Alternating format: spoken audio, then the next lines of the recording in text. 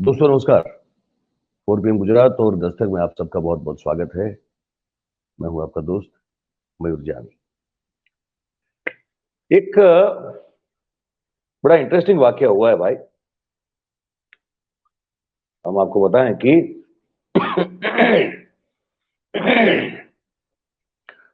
जो हिंदी साहित्य के कवि हैं, जिनकी बड़ी बहुत फैन फॉलोइंग है, कुमार विश्वास साहब, डॉक्टर कुमार विश्वास साहब, उनकी जो है लगता है कि जो वो बॉलिंग की लाइन और लेंथ दोनों जो है धीरे धीरे बदल रही है, ये समझ में आ रहा है।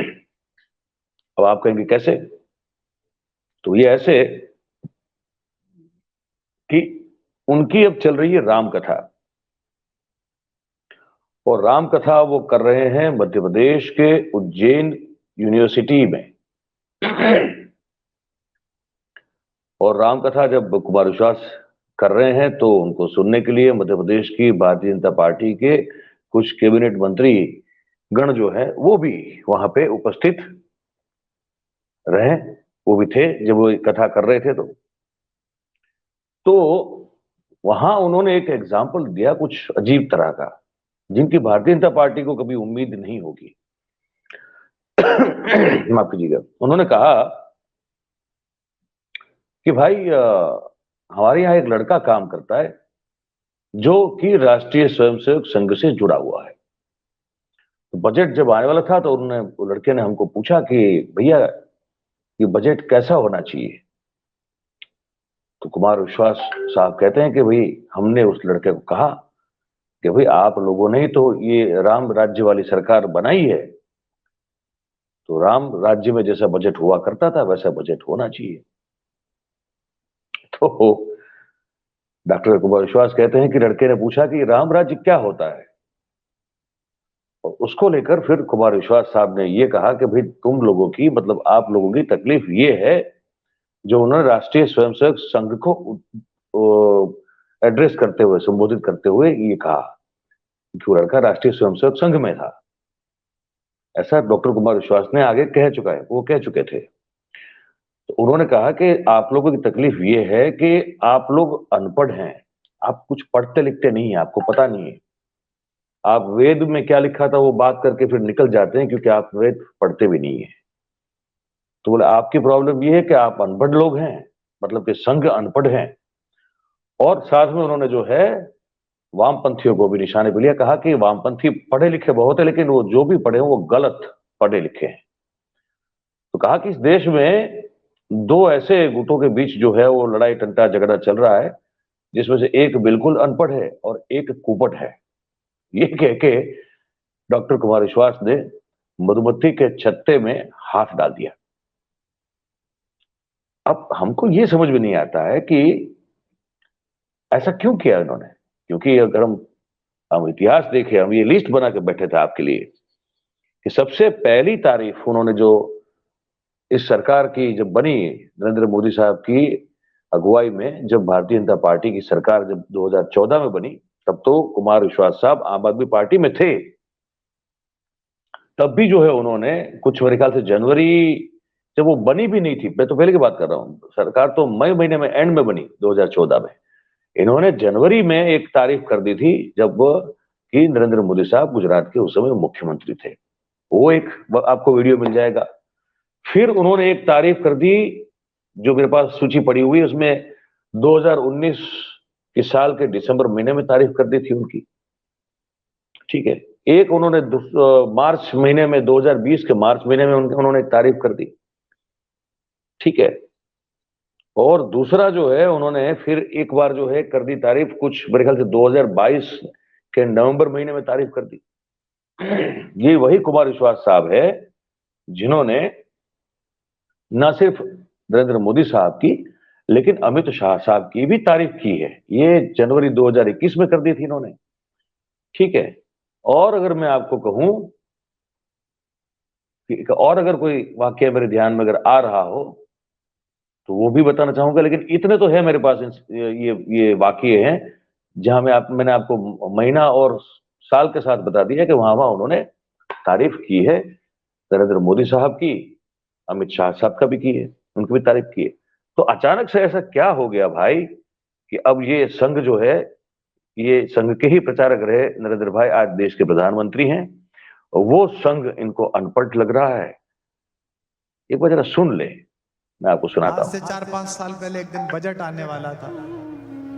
मैं अपने घर में स्टूडियो पे खड़ा था, कुछ रिकॉर्डिंग कर रहा था। एक बच्चे ने मोबाइल ऑन कर दिया। वो बच्चा हमारे साथ काम करता है, संघ में काम करता है, राष्ट्रीय स्वयंसेवक संघ में। तो मुझसे बोला कि भैया बजट आ रहा है, कैसा आना चाहिए। मैंने कहा तुमने तो राम राज्य की सरकार बनाई है, तो राम राज्य का बजट आना चाहिए। तो बोला राम राज्य में कहां बजट होता था। तो मैंने कहा समस्या तुम्हारी यही है कि वामपंथी तो कुपड़ हैं और तुम अनपढ़ हो। इस देश में दो ही लोगों का झगड़ा चल रहा है, एक वामपंथी है, वो कुपड़ है, उन्होंने पढ़ा सब है लेकिन गलत पढ़ा है, और एक ये वाले हैं, इन्होंने पढ़ा ही नहीं है, ये सिर्फ बोलते हैं। हमारे वेदों में देखे नहीं है कैसे हैं। भाई पढ़ भी लो। बोले राम राज्य में काय का बजट। भगवान ने चित्रकूट में भरत को रात में बैठकर समझाया, कहा कि कैसे राज्य चलाते हो। विशेष रूप से जो सबसे पुरानी राम कथाओं में है, श्रीमद् वाल्मीकि रामायण के बाद आध्यात्म रामायण में इसका बड़ा अच्छा उल्लेख है। भगवान ने कहा भरत से, बेटा टैक्स कैसा ले रहे हो, पैसा वैसा ठीक आ रहा राज्य के पास। भरत ने कहा हाँ भैया जैसे टैक्स लेते हैं। बोले नहीं, हम सूर्यवंशी हैं, हमको टैक्स ऐसे लेना चाहिए जैसे सूरज लेता है। भरत ने पूछा भैया सूरज कैसे टैक्स लेता है। अब देखिए टैक्सेशन, ये यहाँ के वित्त मंत्री भी सुने और निर्मल मन के साथ निर्मला जी भी सुने। इससे फायदा होगा देश का और उनका स्वयं का। सूरज समुद्र से पानी ले लेता है, समुद्र को पता नहीं चलता। नदी से पानी ले लेता है, नदी को पता नहीं चलता। इस गिलास से पानी ले लेता है, गिलास को पता नहीं चलता। अंजुरी भर पानी लेकर जून के महीने में बाहर खड़े हो जाओ, 5 मिनट में पानी समाप्त हो जाता है। कौन ले गया? सूरज। और इस पानी का क्या बनाता है? बादल। ये बादल इकट्ठे होकर कहां बरसते हैं? जहां पानी की आवश्यकता होती है। यानी कि राजा जब कर ले, टैक्स ले, तो किसी को पता ना चले कि टैक्स कट गया। तो सुना आपने, ये है डॉक्टर कुमार विश्वास साहब जो कह रहे हैं कि कर अगर लिया जाए तो कैसे लिया जाए कि जिससे पास से लिया जा रहा है उसको पता भी न चले। और फिर उन्होंने अध्यात्म रामायण का ये पूरा किस्सा जो है, ये जो उनकी राम कथा सुनने के लिए आए थे उन सबको सुना दिया। चलिए ये बात तो सही है। और कर को लेकर, टैक्स वसूलने को लेकर जो बात हमारे ग्रंथों में कही गई है, चाहे वो फिर रामायण हो या आप जो है वो कौटिल्य का अर्थशास्त्र भी अगर पढ़ लें, मैंने पढ़ा हुआ है इसलिए कह रहा हूँ। हालांकि अर्थनीति जो है उसमें मेरी ज्यादा एक्सपर्टीज नहीं, लेकिन मैं क्योंकि पढ़ने का शौकीन हूँ तो मैं कोशिश करता हूँ कि पढ़ूं चीजों को। तो पढ़ा है इसलिए कह रहा हूँ, उसको भी जरा आप देख लें। बहुत सारे हमारे पुराने जो ग्रंथ है उसमें कर जो है वसूलने का तरीका यही बताया गया है कि जिससे वसूला जाए उसको ये पता भी न चले, और फिर उस कर का उपयोग, उस राशि का उपयोग वहां किया जाए जहां उसकी सबसे ज्यादा जरूरत हो। ये तो चलिए ठीक है, ये डॉक्टर साहब ने कह दिया, लेकिन ये कहना क्यों पड़ रहा है उनको, ये समझने की कोशिश कर रहे हैं। और भी मेरे पास एग्जाम्पल थे कुछ, मैं तो वही देख रहा था आपके, अब जब आपको जो मैं सुना रहा था तो मैंने कहा और कब कब तारीफ की है। तो एक और किस्सा याद आ रहा है उनका। एक किस्सा है उनका कि ये 29 जुलाई 2018 को भी कुछ उन्होंने तारीफ कर दी थी मोदी साहब की। अब ये लगातार बहुत सारे ऐसे किस्से हैं जहां पे उन्होंने बहुत तारीफ की है नरेंद्र मोदी साहब की और उनकी सरकार की, और व्यक्तिगत रूप से तारीफ की। जब वो अब तक करते आ रहे थे, और आपको सबको याद होगा जब वो अरविंद केजरीवाल आम आदमी पार्टी के सुप्रीमो को भी जब ये एक टैग लगाने की कोशिश उस बार हो रही थी, पिछले साल की बात है, कि वो भी कहीं ना कहीं खालिस्तानियों से जुड़े हुए हैं या खालिस्तानियों से तार उनका जुड़ा हुआ है। तब भी कुमार विश्वास साहब का एक बयान जो था वो ऑब्वियसली केजरीवाल साहब के खिलाफ तो था ही था। वो उनके निजी बहुत पंगे हैं, वो अलग बात है, लेकिन साथ में वो कहीं ना कहीं भारतीय जनता पार्टी जिस तरह से अरविंद केजरीवाल को एक निशाने पे लेना चाहती थी उसके समर्थन में भी था। तो अब तक जब आप एक विचारधारा चूंकि राइट माइंडेड राइट विंग विचारधारा है, अगर आप उसके समर्थन में कहीं ना कहीं प्रत्यक्ष और परोक्ष रूप से अगर आप समर्थन देते हुए दिखाई देते हैं, तब ये सुर आपका कैसे बदल गया अचानक से, ये ताल थोड़ा आपका जो है कैसे बदल गया, ये नया राग जो है आप क्यों इसको आलाप इसका ले रहे हैं, ये आप जरा समझाए तो लोगों को समझ में आए कि और इसका फिर असर हुआ है। वहां जो उनके सिसोदिया साहब हैं, मध्य प्रदेश के जो भारतीय जनता पार्टी के प्रवक्ता है, उन्होंने कहा कि लगता है कि आपको मिलके समझाना पड़ेगा, आपको मिलने के लिए आना पड़ेगा। वही धमकी वाली भाषा है। तो वो भाषा अब डॉक्टर कुमार विश्वास साहब को अब सुननी पड़ रही है। ठीक है, तो उस कहने का तात्पर्य ये है भाई कि जहां जिस पार्टी में वो एक क्षमता बची नहीं है या तो जानबूझकर रखी नहीं गई है उस चीज को, उस क्षमता को, जिसे कहते हैं कि भाई दूसरों की बात को भी सुनो चाहे वो आपको अच्छी ना लगे। कोई इसे सहनशीलता कहता है, अंग्रेजी में कोई इसे टॉलरेंस कहता है। हमारे हिसाब से ये एक बड़ा सीधा सा मामला है कि इट्स ऑल अबाउट को एग्जिस्टेंस, सह अस्तित्व की बात होती है जहां तक हम उसको समझते हैं कि भाई एक घर में भी जो है 10 लोग, अगर 5 लोग रहते हैं, 10 लोग रहते हैं, तो उनके मत भिन्न होते हैं और जरूरी नहीं होता है कि वो एक दूसरे की बात से हमेशा सहमत हों। और कहीं दलीलें भी होती हैं, कटु वाक्य भी बोले जाते हैं, कहे जाते हैं, झगड़ा भी हो जाता है, मतभेद हो जाता है, कई बार मनभेद भी हो जाता है, लेकिन फिर भी वो एक घर में रहते हैं।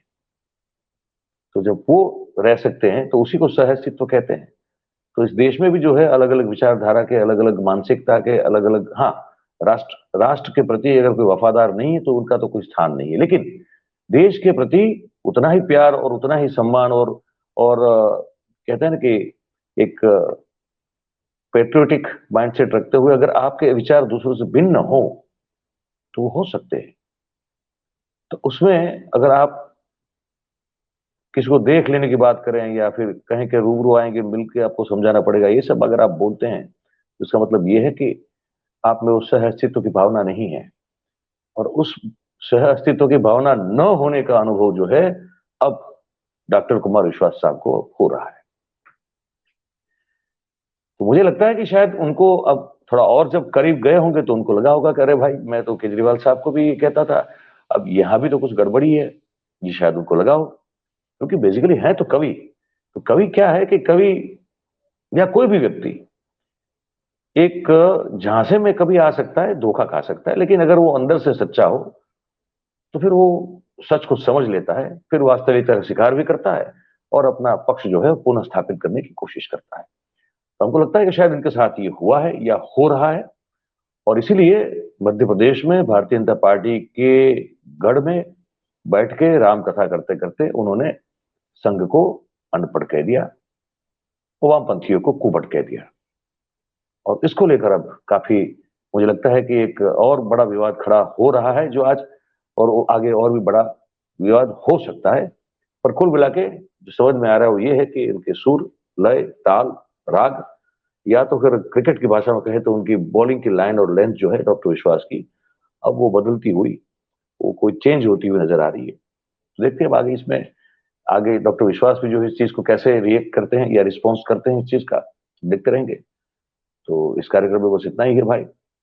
कार्यक्रम कैसा भी लगता हो आप कमेंट जरूर करें। हम बिल्कुल सह अस्तित्व के भावना से काम करने वाले और जीवन जीने वाले व्यक्ति हैं। तो आप अगर हमको पसंद ना भी करते हो तो भी लिखें, हमको कोई आपत्ति नहीं है। तब भी आपका इतना ही स्वागत हम करेंगे। और अच्छा लगता है तो भी कीजिए, लिखिए, लाइक कीजिए, अगर लगता है तो शेयर कीजिए, सब्सक्राइब कीजिए, और मिलते रहेंगे और भी बात करते रहेंगे। चलिए, आपका बहुत बहुत धन्यवाद। Thank you very much. नमस्कार।